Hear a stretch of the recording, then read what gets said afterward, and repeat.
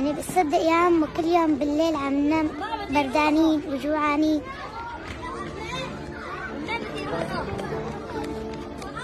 ما عنا حطب. أنا بابا شهيد، قبل ما يموت كان عنا عطول حطب، كان يدفينا عطول، كنا دفيانين على زمان بابا. بس هلا كل شي خرب، صار بابا بمحل ونحن بمحل. طيب يا عمو نحن شو ذنبنا نبرد؟ هيك الأولاد عندي عندهم أب هيك عايشين ولا مثلنا؟ طيب يا عمو ابنك نام مرة بس مرة بدون أكل هو بردان؟ طبعا لا. شو ذنبنا نحن؟ كل الأولاد اللي عندهم أمهات عطول عم بيناموا دفيانين.